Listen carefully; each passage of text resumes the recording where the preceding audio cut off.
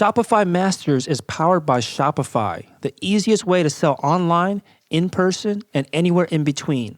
To get an extended 30-day trial, visit shopify.com/masters. You just need to focus on one thing. If you can eliminate all of the other distractions that you have, so much can get done.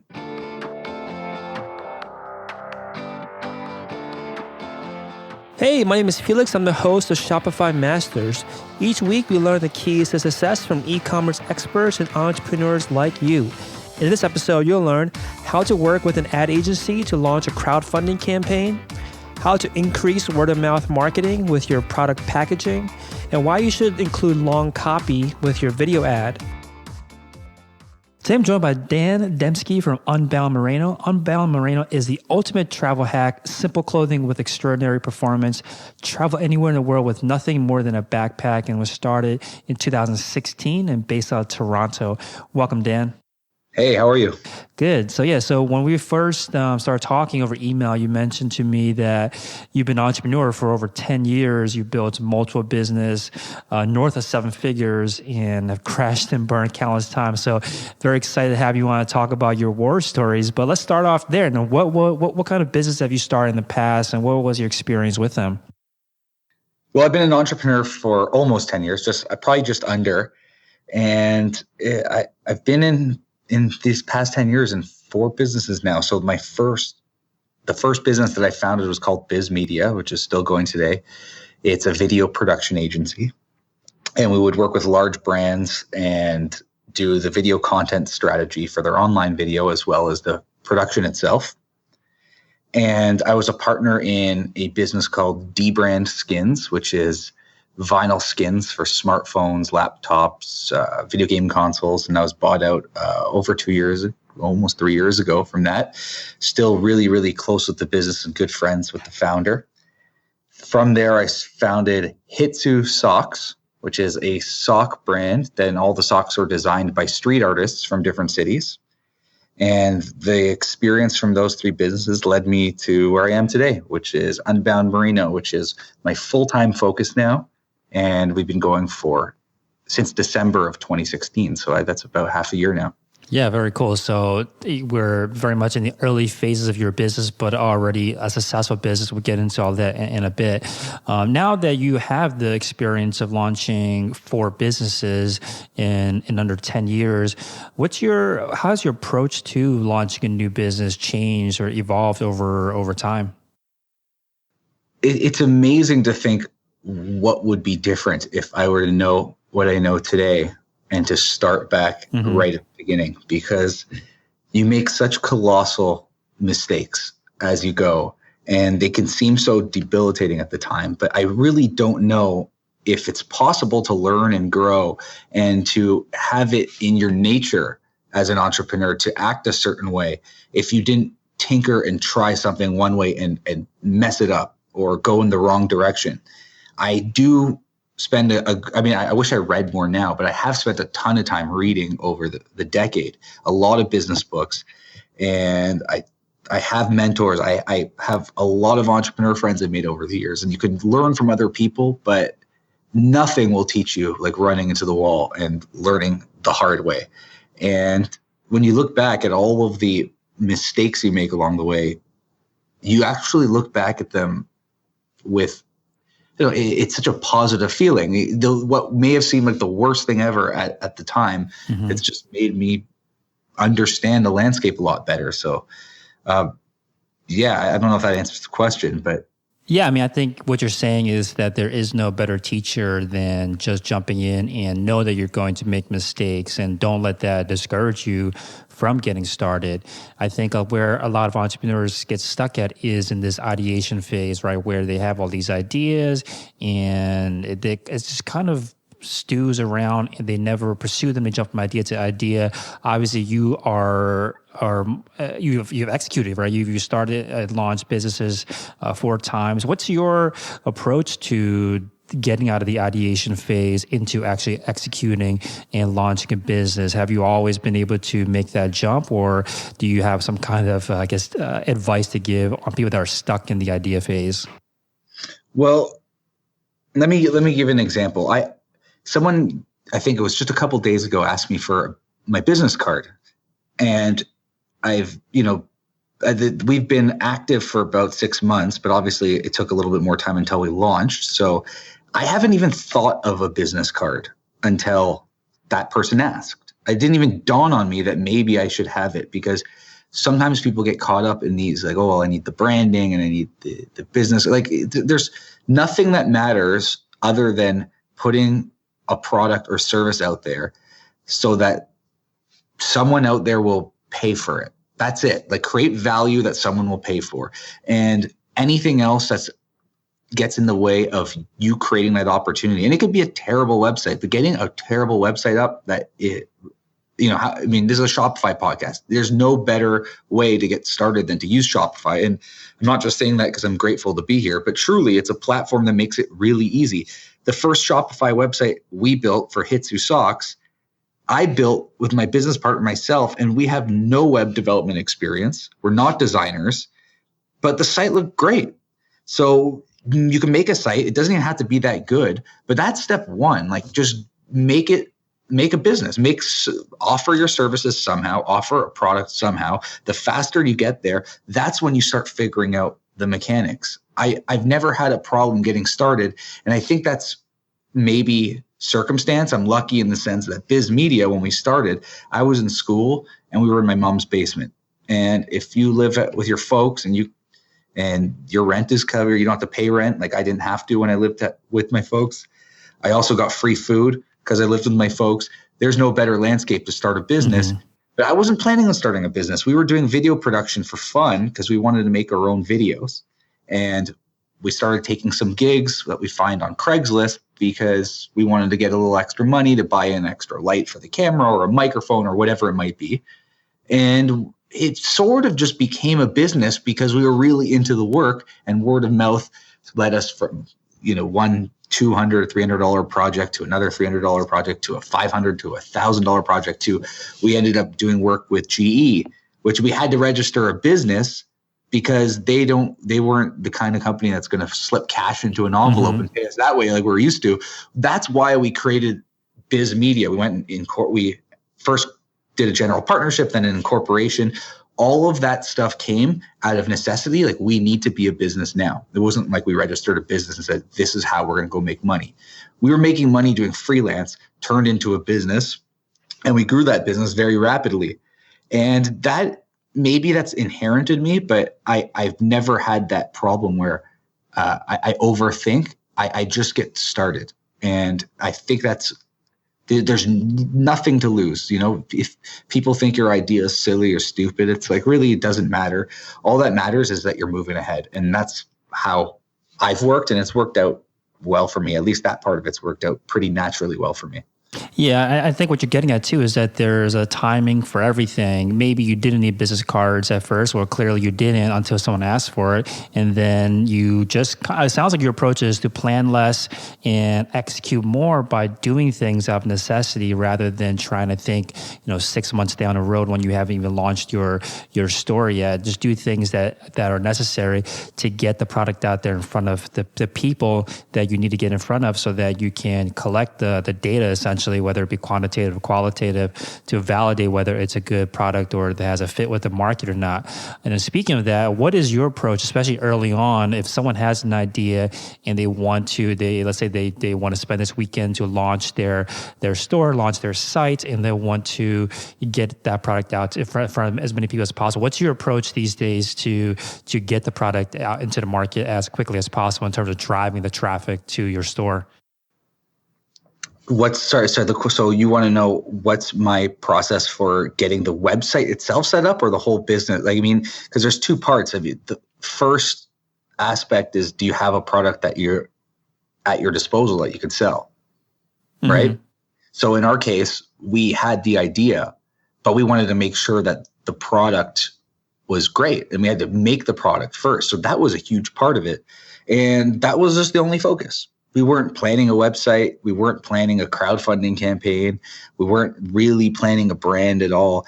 We were just focused on getting the product. And once we started getting samples and we knew we were getting close, we decided crowdfunding was going to be how we were going to launch the business. And we switched our focus entirely to that. And we set deadlines and try to treat our own deadlines as seriously as possible. And it's just, I think a lot of times people get wrapped up in the whole vision. You could think of a website and think, well, maybe I can go and do 3 versions of the homepage and send this out. And then what about the brand? And what about like all of the little pieces? And they concern themselves with all of the pieces at once. And sometimes I think you just need to focus on one thing. If you can eliminate all of the other distractions that you have, so much can get done. Not right now, I'm not worried about the name of the brand. I'm really just focused on sourcing the product and finding a great high quality manufacturer.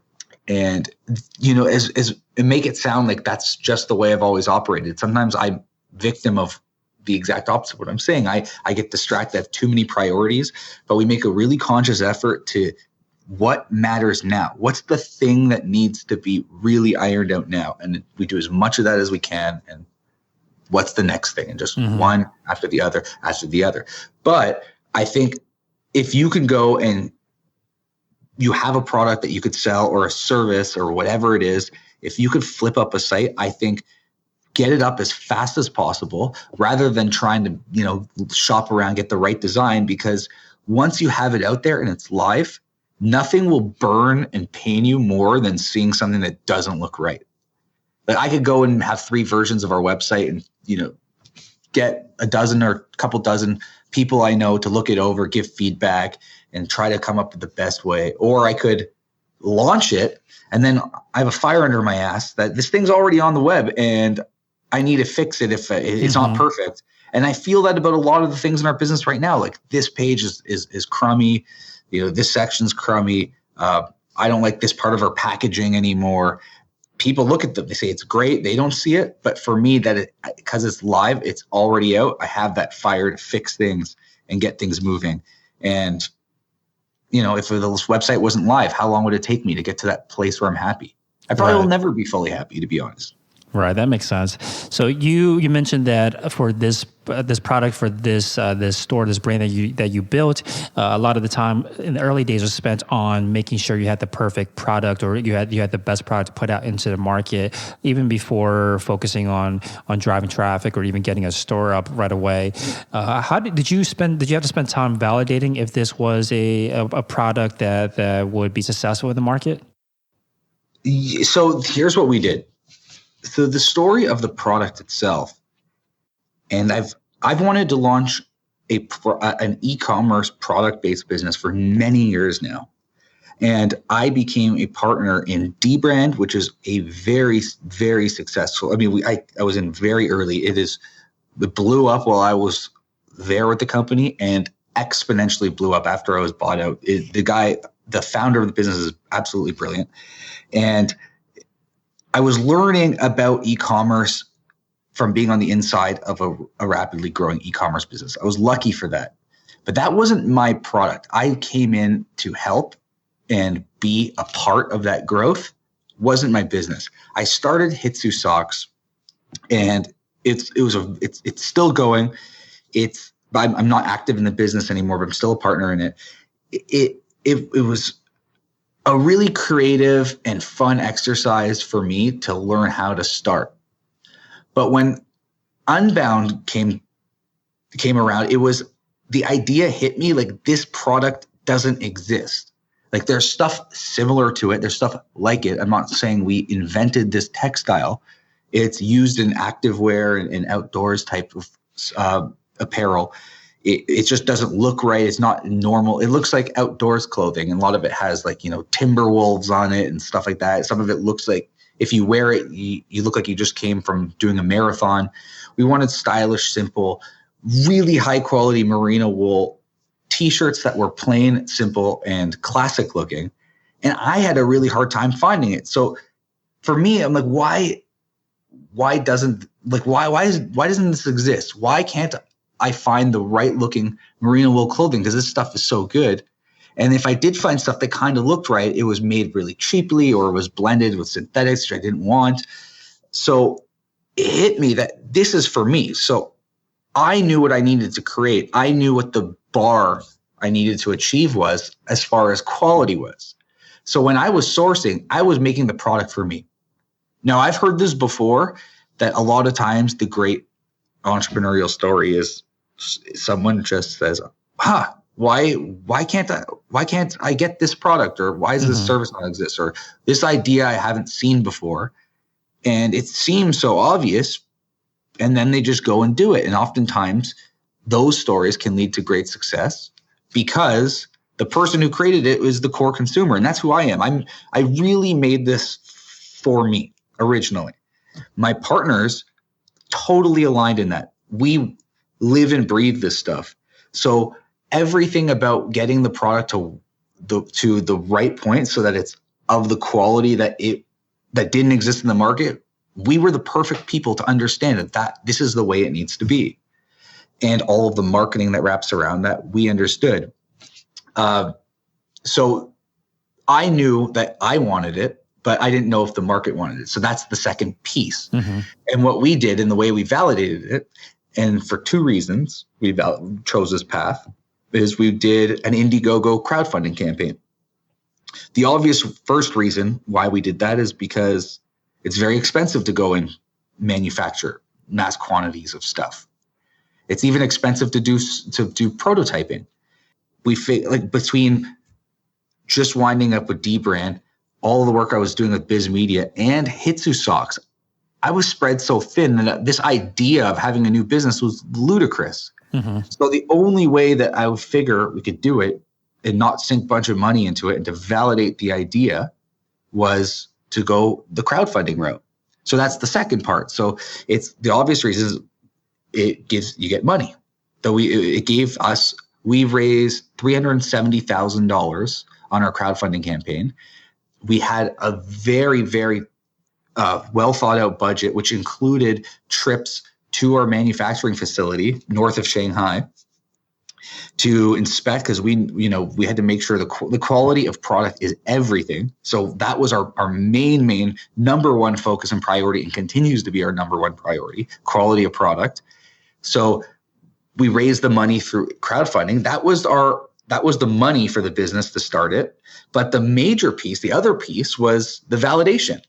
If we were to create this crowdfunding campaign, put our heart and soul into it, make a great video, great messaging, really pitch the product as to the best of our ability, and nobody were to buy it, my thoughts would be, oh, well, it didn't work out. At least I got all of these samples because I got the shirts for myself now, which is what I really wanted. And I didn't I didn't crash my life savings. I didn't sink tons of money into building a website and getting an inventory in. It was created on the interest of people who wanted the product. So the market validation was there. So once we had the validation that, hey, we raised that money, we're off to the races. This could potentially be a real business, because at that point, it wasn't even a real business. It's not a real business until you have a web store, in our case on Shopify, and that web store is getting traffic, and that traffic is converting and people are buying it, because we just had a start. We had a great start, but can we get people to our website? That's when the business started. So that's when I made a choice to sell off shares of my other businesses, get completely out, laser focus entirely on this, because I know this can work. I know we're making the best product in the market of this type. I know I'm the person who understands how to position this, how to market it, because I believe in it so much. So that was how we validated the idea. It couldn't be better. I would strongly recommend, it might not be for everyone, but crowdfunding is just one of the most beautiful things. That's a start. The real business is on your own e-commerce website, but crowdfunding is just for me, I'm just the biggest fan ever. It changed my life.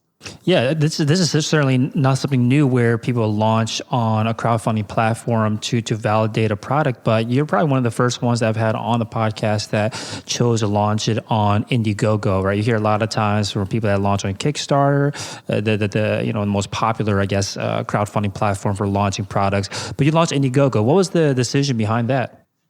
So we chose Indiegogo. A friend of mine had some connections there, and he said, if you go on Indiegogo, they'll cut a deal with you where if you raise 30% of your campaign total within the first, I think it was 48 hours, then they'll feature you in their newsletter, which is really, really good for traffic to your campaign, and you'll get lots of orders.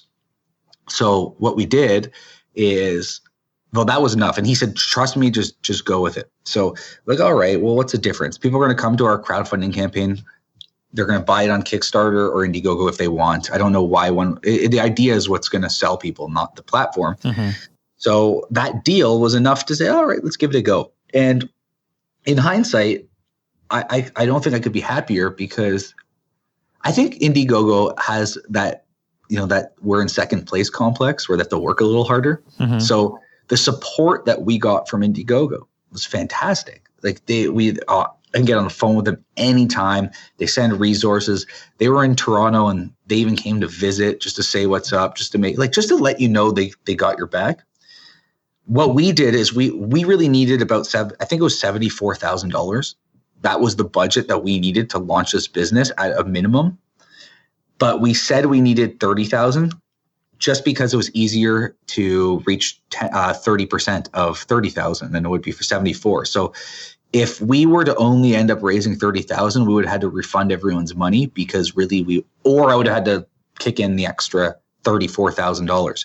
So Indiegogo gave us that setup, and that newsletter was magic. Like I remember what we did is we said, we're going to get the first 30%, 33%, which is $10,000 just from friends and family. So for weeks leading up to the campaign, I reached out to all of my friends, family members. I said, listen, and we're going to launch this campaign. I'm going to need your support. We're going to be selling these shirts. They're kind of expensive because the material is a lot different than normal cotton t-shirts. But if you can buy something from us, you're going to love the product, and it's going to make such a difference. And everyone wants to help out a friend. But what we made sure not to do was have those $1, $5 thank you perks. Like our entry level perks was a t-shirt. So you're actually making a real purchase. So the smallest was 50, and it sort of went up from there. And we had enough friend and family support to get us to that 10,000, because I campaigned hard for that. Now, once we got that 10,000, we're in this newsletter. And I remember seeing all the orders coming in. It's like Brian Demsky, that's my brother, and then my cousin, and then my best bud, and my business partner, and then this and that. It was all just everyone I knew. And then you hit the newsletter, and then you start seeing these names come in. A guy in Germany, and then France, and then the US, and then the other side of Canada. And it just started rolling. Then you're trending on Indiegogo, which is easier on Indiegogo because it's a smaller platform. So I wonder sometimes if I went on Kickstarter, would I not be in this business right now? I'm not saying I wouldn't. Perhaps I'd have triple the campaign. I don't know, but I wouldn't change that for the world. Indiegogo is fantastic, and I would highly recommend it. Got it. I mean, even though, of course, not everyone has the connections to someone at Indiegogo, I think the rule still applies to some degree. Where if your campaign does show promise, whether it be on Indiegogo or on Kickstarter, if your campaign has a lot of traction early on, it's typically in the crowdfunding platform's best interest to feature you, because you're a promising product. A lot of people are interested in it, and of course, they want to feature brands and new products that people on their platform are interested in. So once you were able to gather, friends and family to help support it, you got featured in a newsletter. Did you also do any kind of promotions or campaigning outside of the crowdfunding platform to drive traffic to your crowdfunding page? Yeah, the only one we tried a bunch of things. We really did a push for getting newspapers to write, and that contributed a little bit. I think it was good, but it really didn't have a ton of traction. The thing we did that was pretty great was we did hire one of those ad companies to help us push the campaign with their ads. So we used a company called Command Partners, and I think they changed their name recently, but they were great. And the good thing about them is that you pay them a setup fee, and we paid them $500. And after that, the budgets we put into ad buying is up to us, but they use our ad dollars, and they don't charge. What they charge is a percentage of what they drive to the campaign. So if the ad buying they did brought in 0 sales, they would make $0. So they're obviously incentivized to really make the ads work. In the lists that they have, they try targeting various different lists based on different demographics, but they have their own list that they build up over time of people who back crowdfunding projects from all of their campaigns. That's the money list. That's what you're paying them to get in. So when you factor in, and we were very careful to make sure that the cost of goods sold, along with the fees that would be associated with Indiegogo and their referral fee, it would still be profitable. So every week through the campaign, when we got a report, we made sure that the ad spend would at minimum be break even. It ended up being profitable at the end, not that profitable. But what made it so awesome is that you're driving so much traffic to your campaign through buying these ads that even though you're just kind of doing a slightly profitable, it's not like, I think we made out of the $370,000, I think maybe 35,000 came from the advertising. But what it did do is it drove tons of traffic and awareness, and that traffic and awareness can bring people back later. So I don't know how many sales they don't get credited for, and they are fully aware of that. That's just the nature of their business, and they have to accept that. But also being trending on Indiegogo, that's really big. So if we weren't driving all that traffic, would we be trending as long? If we weren't trending as long, would we be driving in as many sales? So that was another big piece that I would highly recommend. They were good, but I didn't shop around. I just ended up on them, and I was pretty satisfied. And this is like an ad agency that focuses specifically on promoting crowdfunding campaigns? Correct. Got it. When you work with, I guess you only worked with this one. What's your involvement? Like, what do they need from you? And to walk us through the process of working with an ad agency to push a crowdfunding campaign? They wanted a certain commitment of ad spend, and we committed to $10,000, which was a lot more than we wanted to put in, because when we were starting this, remember, we were putting our all in to make this work. We wanted this to become a business for real, but we were using the crowdfunding as a means of validating the idea. So we didn't want to pump in lots of money. We wanted to put in as little as possible. So they wanted 10. I think that they suggested 10, or our friend who helped connect us said you should do 10. I don't remember how the $10,000 number came, but right at the beginning I said, I don't want to put this money in right away. Can we start out with something smaller? I think it was 2,000. And we started with that, and then we spent that after a week or so, and then I kicked in another 1,000, and I slowly got to it. And then we ended up having a 2-month campaign, and Indiegogo agreed to release some of the funds. And I asked them, this is an interesting thing that you could do, and they did it for us. And I think any campaign is in the midst of being successful. I said to them, can you release some of these funds now? Because this ad thing is really working for us, and we want to spend more money on ads. So up to that point, they released all the funds we made. So this was a game changer for us, because now we had this advertising money. I gave the rest of the money to spend to fill our $10,000 in ads, and we ended up spending a little more. But I also was able to put payments on deposit payments on the manufacturing of our product to get that going a little early. So that was huge for us. So that's how it works. So we ended up putting more than 10,000, I think. And then, a little bit more than 10,000. And it was funded from our campaign, which was great. Well, mostly from. That's great that they were able to release some of the funds, because now you have even some more capital to invest and then potentially grow the campaign funds even more, the crowdfunding campaign funds even more. That's a great point. That I don't believe Kickstarter has those exceptions, but I think you have to either wait until the entire thing ends, or and if it doesn't successfully get funded, then you don't get anything. So that's an important point that anyone that's running a crowdfunding campaign on Indiegogo should consider doing, because you can drastically improve your crowdfunding goals by doing that. Right. And I felt with Indiegogo, they were always there to have that conversation. Like, I bugged them so much. If I type Indiegogo into my email box, I can't, it's so absurd how many emails I send them. I've called them so much. That's what's good about them. And they've really, clearly you've heard just a few stories, but they've really, really hooked us up. Nice. Now, when you were running this campaign, did you also have a store at that time, or was that something you launched after the campaign? We just had a really crummy landing page that drove to our campaign. Got it. So how were you able to transition the traffic and the attention, even the branding from the Indiegogo campaign? Because that was probably the most popular, I guess, landing page for your brand at the time, because there's getting a lot of attention, a lot of press, but then you eventually want to drive them over to your Shopify site, your .com, your own website. What was that process? What was that transition like? In terms of getting the page set up itself? Not so much the page, but were you able to drive traffic from Indiegogo, the people that are landing on there, maybe through search engines or maybe just within Indiegogo itself, over to your Shopify store? Right. So once we had our campaign end, we were really focused on getting the product in and then concerning ourselves with fulfilling it.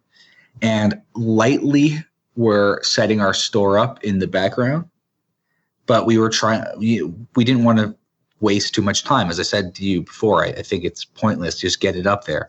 But we really had to make sure that the inventory was coming in before we started taking money. And also, we didn't want to sell stuff that we didn't have in yet, because maybe we could have done a pre-order on the website. We just didn't think. We were focused on getting the product in. So once we were really close, we really put getting the website up into overdrive. And I kid you not, I don't even remember the process of making the website, because it was so simple. We found a theme we like. We paid $100 for the theme. And when we took all of the assets we created for Indiegogo, and we took a bunch of big blank sheets of paper, and I looked at the theme and I copied the structure of the boxes. And I just looked at how can we take what we already have and fit them into this, because I don't want to do any custom coding. That's not what we're interested in right now. And it's also costly. So we built the site like it was nothing. When you say you took a blank piece of paper, you're talking about designing this entire thing by printing out the elements of your Indiegogo campaign and placing them on like a physical sheet of paper? Right. That's how I created every website ever. It's just the only way my brain works. I can write some idea for a copy on like a Google Doc, but I'll take a sheet of paper and we put the boxes that looked like the boxes of the theme. So there's a big header. Then there's 3 little circular things that can pop up and a little arrow. And I'm like, this is the framework of the theme. So let's make our content fit in that, rather than create our idea of a wicked website and then try to find a theme that fits and then try to customize any of the elements. We copy, because that was the easiest, fastest way.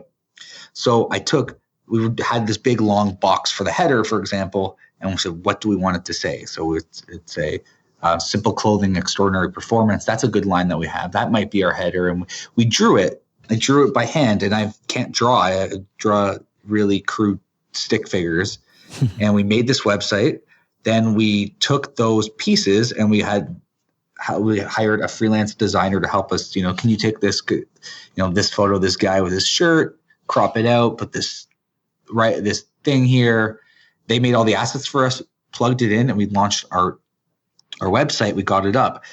Then the next step from there was, okay, let's promote the website. Let's get it out there.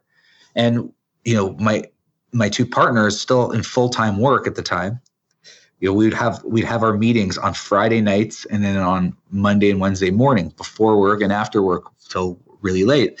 And I remember we had one of our early morning sessions, and our website was up for a few days, and we were just getting to the point where we're thinking, okay, well, we're going to do an email blast to launch and announce it. And what are we going to do? A sale? What are we going to do to make this launch great? And I went into the back end of Shopify, and there were a bunch of orders.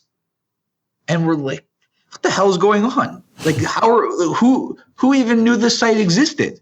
And all these like 3-4 days went by. We didn't even think to look that maybe orders were coming in, and we didn't get notifications on our phones. So we didn't even install the app yet. Holy, the people are finding it. So that was crazy exciting because we were already starting to ship. We had a small run that already went out. We were waiting for the bigger shipment to come in, and these orders just came in. So we realized the campaign itself was generating enough word of mouth that was enough at least to get started, and started thinking, hey, maybe we have an actual business here. So we got it up. I kid you not, no launch, no nothing. It was so fast to make that I don't even remember actually making the site. And that site was selling. And I really think that's the quality of the campaign before it and the product itself. Yeah, so you mentioned word of mouth as the way that people were discovering the site as soon as you launched it, and you didn't even know these orders are coming in. Nowadays, now that you know, I guess, now that you see the power of word of mouth, especially with this brand, with this product, have you found other ways to encourage or to increase the word of mouth for your brand and the products? We're always trying to find more ways to do it. But what we have done, and this has been really awesome for us, is we've done an email blast as well as we've posted on Facebook and Instagram a few times, encouraging people, because this is it's for anybody. Like, you can use our product. You can use the product. I don't even think I talked about what the product was. It's merino wool t-shirts. It's super comfortable, amazing feeling t-shirts that they never smell. You can wear them every day. I've done tests months in a row wearing it every day. I kid you not, I've been wearing the same t-shirt that I'm wearing right now at least 3 weeks without washing, and it never smells. And people say, oh, that's gross. No, it's not. Think of the last time you've washed your jeans. Like, I wash my jeans once in a while, and I don't even know why I wash them. Like, if I spilled mustard on them, I'll wash them. But sometimes I'm like, I feel it's time to wash this, but I'll wear them for like dozens of times. Merino wool is completely antibacterial and odor resistant. I've worn it in the gym, I've worn it in the sauna, and it won't smell, it won't retain bacteria. It's just like putting on a shirt right out of the wash. So that's the product. We really position it towards travelers. We want travelers. That was the reason I got into this in the first place, is because when I went traveling, I didn't want to check luggage because our luggage sometimes got lost. Super frustrating. And it's annoying. I hate luggage. I want to have a carry-on. I figured if I could bring less stuff with me, I can just have a little carry-on. I don't care if I'm going away for a weekend or if I'm going away for 3 weeks. I now live with not like one of those big duffel bag backpacks that like is the size of your body. I have just a little normal size backpack. I've taken that to Southeast Asia for 3.5 weeks. That's all I needed, because you only need to bring minimal stuff, because the stuff you bring is antibacterial and odor resistant, and you can wear it multiple times, even in the sweltering heat. So what we do is, because we're positioned towards travelers, we did a thing where we said, if post a picture of you on the road, on your travels, on your adventures with Unbound Merino, and use the hashtag Unbound Merino. And if you do, we'll give you a $100 gift card if we repost your photo, your campaign. So some people, people are buying this for trips. They're going to Machu Picchu or Hawaii. They're going all over the world, and they have their phones with them. They're taking pictures. Now they'll post it. They'll put the hashtag and write a little something about Unbound Merino, because, hey, why not? Let's add the hashtag, and maybe they'll get $100. So we're getting all this travel photography of people using our product in the real world on that hashtag, and we give them $100. And they love the product. They're trying to get more of it. So we're happy to, it's a small price to pay for real use cases of the product. So they share it with their friends. So that's really helped. Try to do more of that. And one thing that we're going to do insert into our packaging, we're working on now, we kind of do this in our little booklet that comes with the package, but we're going to make a separate little card for it. But we're just literally going to write, hey, thank you so much for supporting Unbound Merino. Word of mouth completely drives our business. And if you love our product, would love if you would share it on Facebook, or just ask. And I got that from a buddy of mine, Gareth, who's the founder of a company called Rockwell Razors, which makes like a really cool like razor. We can he's been on the podcast before. Great guy. Oh, has he? Oh, awesome. Yeah. Yeah. So he puts that on the little bill, the invoice slip that goes in his package. And like he asks. It's so simple. What a simple way of encouraging, like asking. And people do. People share the product because they ask. If they like the product, they're going to share. That kind of simple thing can make such a difference. So I'm excited to do that, but we're just constantly trying to find other ways to get people to share more. The challenge that we have as a clothing brand, we don't put our logo that's visible on anything. Mm-hmm. So when you see a picture of me, and I'm wearing a black t-shirt, you're going to know, if you know me, that that's an Unbound Merino t-shirt. But people don't know me. They just don't even see t-shirt. It doesn't process. Whereas if it's a brand like, the Yeezy shoes, or, I don't know, like any brand that has a logo, mm-hmm. Chanel, Gucci, they're covered in logos. So we don't have that opportunity to have the product speak for itself just by being in a picture. We have to get people to talk about it and explicitly explain. That makes it a little more difficult for us. So we're constantly trying to encourage, incentivize, or just ask people to do it. Right. You need them to write in the caption or something. If they're posting it, you need your customers themselves to talk about your brand because your logo is not on your product. Now, that first approach that you talked about asking your customers to post and hashtag a photo, is that part of like your email follow-ups? Like, when are you asking them for this? For asking them for them to post a picture of themselves with your gear? We did it in an email blast to all of our customers and backers once. And then once we started getting them in, as we drip them out, sometimes on Facebook, we'll post one, but we'll also add in that call to action again. So you'll see a really cool picture of a guy, he's in Africa or at Machu Picchu. And we reiterate that, hey, you could, if you're traveling with an Unbound, post your picture, and we'll try to remind and make that a thing. And hopefully we can continue to drive that awareness, because people, we get emails all the time of people, they put their order in, they say, hey, like I just put an order in, and I need to make sure it gets in before Friday because we're going here. Like the amount of people that are getting it as a tool for their trips, it's very, very clear to us. So we just know how much it's being used all around the world. So it's just a matter of pushing that, getting our package, whatever we can do. Right. Now, you mentioned to me as well about Facebook ads being a big driver of your traffic and sales too. Talk to us a little bit about that. Like, how are you using Facebook ads to help power your business? So Facebook ads, we've been trying to crack for months, and I think we've finally gotten really good at it. A lot to learn, but it's unbelievable what you can do with Facebook ads. And at first I was pretty skeptical, but it's absolutely unbelievable. And at first we were just trying, the targeting was so aimless. Like we didn't know how to target. And if you're completely new to Facebook ads, it's incredibly daunting going into that platform and trying to figure out what's the starting point. Mm-hmm. There's so much that you could do. There's so many ways you can approach it. And we tried so many different things that I won't even mention because they're just us, taking a shot in the dark and not really knowing what we were doing. It wasn't until there's a course, the Facebook Blueprint course, which is a pretty basic overview of all of the functionality of the platform. And I think kind of like, if you think of it almost, if you equate it to like a musical instrument, like you have to understand the structure of it first. So in the guitar, you might need to learn chords. With the Facebook platform, you need to learn the language, just like the way it works, just at its core. And that helped at least frame a better start for us to figure out how to start toying with campaigns. Go familiarize yourself.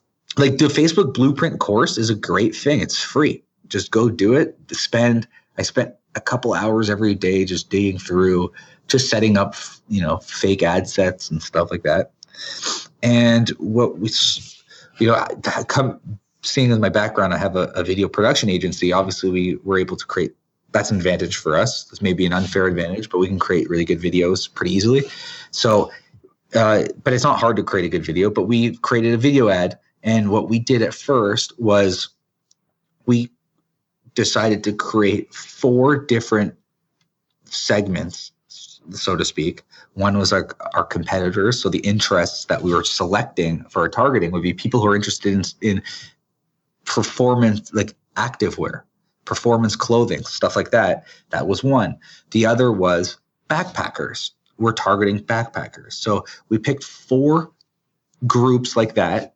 And we just took our best stab at creating interests that align with what that person is. Like, what are backpackers interested in? And we created a whole list of interests, and we just targeted the United States because we just wanted to keep it targeted to one. There's enough people in the United States. We don't want to go international with it because we just want to start with something a little smaller that's still huge. So we did our 4 ad sets, and we broke each one up into 3 age groups.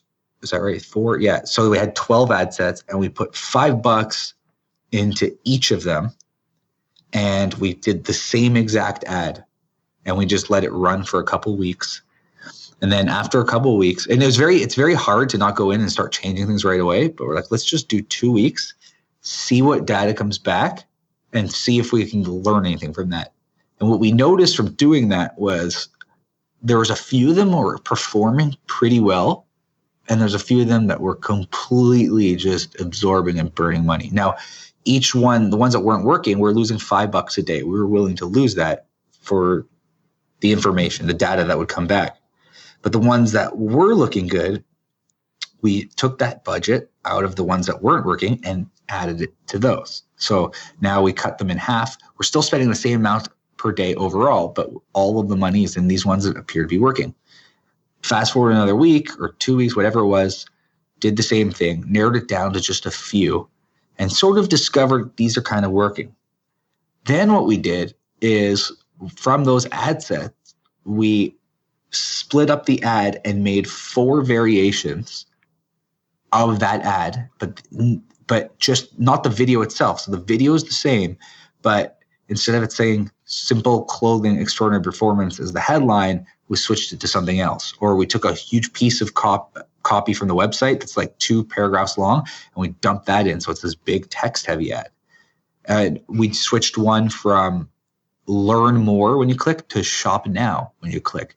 So in those ad sets that were working, we had 4 versions of the same ad, and then we let those run for a week.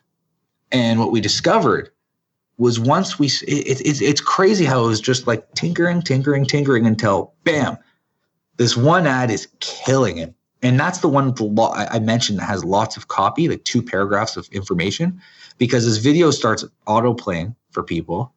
And I guess having all that extra information helps them understand a little bit more about what this product is. Those ads were killing it. We have some of those ads. So we're running, I think, not many. We're still like pretty new to this, but we're running maybe less than 10 different ad sets that we're targeting. And the ones that are really performing, we're at a few $100 a day now because they're performing. Like for every $1 we spend, I mean, some of them are at like $10 they're returning. Wow. So now we have, but here's the thing. This has been probably a couple of months now, and it's been working really well. I mean, we're growing at like 50% a month, and it's, I think, largely because of Facebook ads. It's a huge part of it. Also, word of mouth. I think word of mouth is still probably the biggest, but Facebook ads is a huge driver. We've been running the same video ad the entire time. Now we can go in and we can say, okay, well, we can make I actually have an idea. I think we're going to create a much better video ad because ours is long. It's like a minute, 20 seconds. Who wants to watch it on Facebook? It's the most ADD platform on the planet. So can we do this in a 30-second one and add that and compare it to the same ad set? So there's so much more branching out we can do, but I'm so focused on these particular ad sets that we figured out that work that we could just hone in and not spread ourselves out. So right. You know what? It's amazing what a few months of paying attention daily can do, because right now I feel like we can unleash Facebook, and we are, and it's been amazing. Right. So just to kind of break that down real quick, the way that you did it was that you first tested the targeting, kept everything the same, just tested the targeting, found out which targets, which segments performed the best, and then you updated the copy, changed the copy up to see what worked. And now you're thinking about how can we change the video, or in some cases for others, maybe changing up the photo itself. So that's kind of the approach that you've taken, which I think makes a lot of sense. You want to nail down your targeting first before you start tinkering with the copy and the messaging that way. So you kind of make it a lot more, actionable, a lot more consumable, and a lot easier for someone out there that wants to take the same approach to go about it, rather than just trying to change a bunch of things at once. Yeah, I think that we were lucky in that we did have a good ad, it's a good video for its purpose, but we're first, like I said, first spread out a little bit of spend for as many different targeting groups as possible, and then just found the ones that work. And then now we're just honing in on those, making little tweaks, spending more on them, but we're always monitoring daily to make sure that the return on ad spend is good enough that when you factor in because you always got to think of profitability, it has to be profitable. And we know what our return on ad spend needs to be for us to maintain profitability. And once we get to a point where I'm like, this is not looking profitable anymore, it's on red alert. And if it's not profitable, just turn it off. Move on. Right. Awesome. Thanks so much for your time, Dan. Unboundmerino.com, UNBOUNDMERINO.com is the website.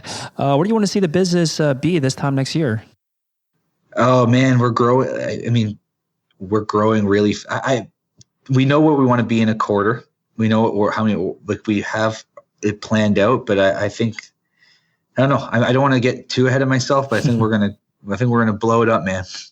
That's my plan anyway. But it's been 10 years in the making. I'm doing really well for 6 months in this business, but it's been 10 years to get here. Unboundmerino.com. Check it out. And thank you. Maybe I'll give a code for your listeners. And one more thing, I sometimes post on the entrepreneur subreddit, and I get tons of emails of people asking questions. If you're just starting out, I really do love to talk about entrepreneurship and the grind I've had. My blood's on the streets from 10 years. And I love when people are entrepreneurial and just starting out. So if people want to reach out to me, you can hit me. I'll check Twitter once in a while, but they can email me through the website. I love to talk to entrepreneurs, and I'm happy to help and give extra time and answer questions wherever I can. But Dan Demsky on Reddit is a good way to find me. I'm checking Reddit way more than I should. So hit me up. I'd love to chat with all of you. And once again, thanks for having me. And hopefully I gave some value here. I hope. Oh, you sure did. Thank you so much, Dan. Take care. Here's a sneak peek for what's in store in the next Shopify Masters episode. Start with the stupidest simple thing that kind of looks like your product, and then go from there. Thanks for listening to Shopify Masters, the e-commerce marketing podcast for ambitious entrepreneurs. To start your store today, visit shopify.com/masters to claim your extended 30-day free trial. Also, for this episode's show notes, head over to shopify.com/blog.